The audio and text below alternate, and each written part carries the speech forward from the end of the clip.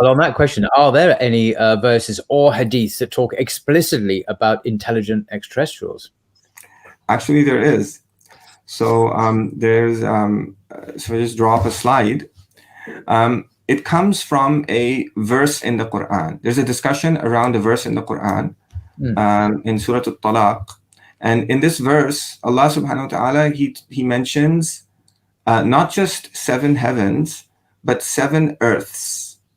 So it says that Allah is the one who created the 7 heavens, and of the earth the like thereof. وَمِنَ الْأَرْضِ مِثْلَهُنَّ, of the earth the like thereof. And so most scholars have understood like thereof to mean like thereof in number. So 7 heavens and 7 earths. So what is meant by 7 earths? Now the dominant interpretation amongst scholars is that it's our earth and there's layers down in this earth. But there are some who have historically held that 7 earths mean 7 other planets, 7 other worlds, and this is an exegesis of this verse that's ascribed to Ibn Abbas. Really? It's on the next slide. Who was a companion of the Prophet sallallahu alaihi wasallam, and he said, one second. So he said that there are 7 earths, and on every earth there is a prophet like your prophet, and Adam like Adam, and Noah like Noah, and Abraham like Abraham, and a Jesus like Jesus. So it's a very interesting statement from Ibn Abbas because it shows a theological difference. So the problem of salvation is not a problem for us, because just as we can have a salvation history of prophets and messengers here, this hadith is actually, if it's interpreted to refer to intelligent extraterrestrial life, it's saying the same thing over there. So that particular problem in exotheology is not really a problem for us. However, this hadith. So first of all, this hadith, it's a statement of a companion. It's not a statement of the Prophet Muhammad sallallahu alaihi wasallam. Now the companion was very knowledgeable, Abdullah ibn Abbas. He's considered by the scholars of tafsir as one of the most knowledgeable of the companions in Quranic interpretation. He was a young companion.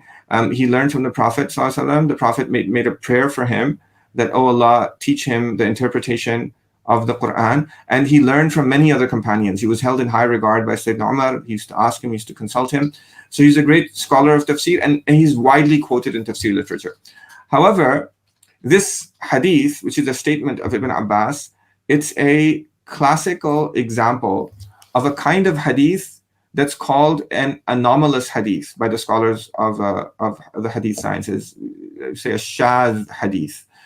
So there's a famous book of hadith criticism called Tadrib al-Rawi, written by Suyuti, widely studied in the classical seminaries, and he mentions this hadith as an anomalous hadith. He cites an early hadith authority named Bayhaqi, who's the one who actually narrates the hadith, and he said that the chain is authentic, but the hadith is anomalous. It's strange. What does anomalous mean in this context? I'm not sure what we're saying here. So it means that so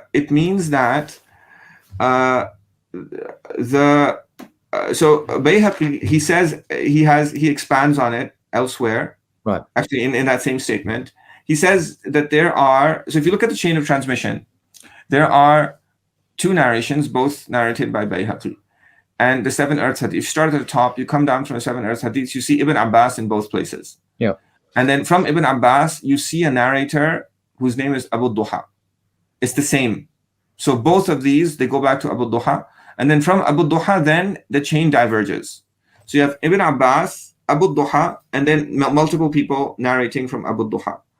So when there are in the hadith community, you have hadiths that are narrated by many people. And from very early on. There's a companion, and from that companion, many people took it from the companion, and there's many people took it from the followers. It's a widely well-known hadith. And there are other hadiths that are narrated from a companion by just one individual. Now, when there's just one individual, the scholars of hadith are careful. Because there's no corroborating reports. They will say that it may be that this person has made a mistake. So it's a solitary attested hadith. It's not mutawatir, multiply attested clearly by many people. And so that this unique solitary hadith, which had fairly unusual content, perhaps.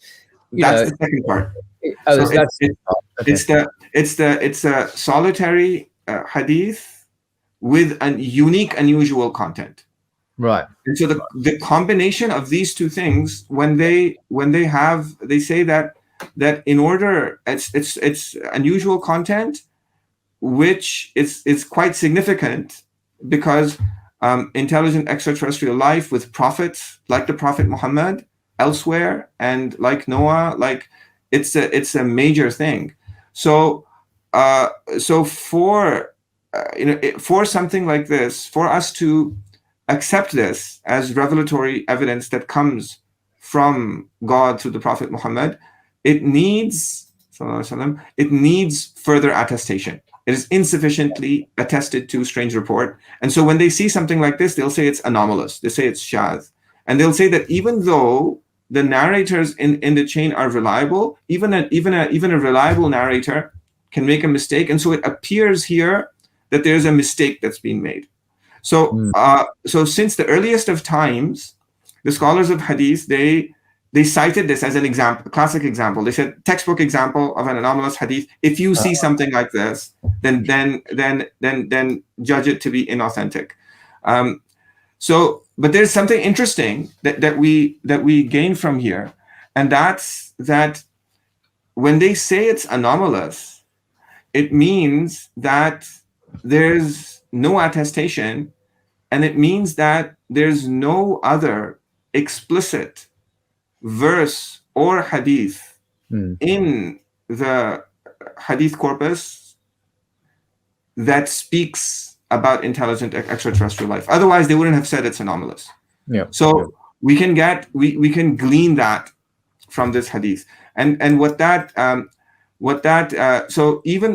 actually leaves us at the same place that we were after our metaphysical analysis, which is that it's possible, it lies within the power of God to create intelligent extraterrestrial life. There's nothing. So this is a quote from a late Mufassir, Mahmoud al-Alusi. He wrote Ruh al-Ma'ani, an Iraqi scholar.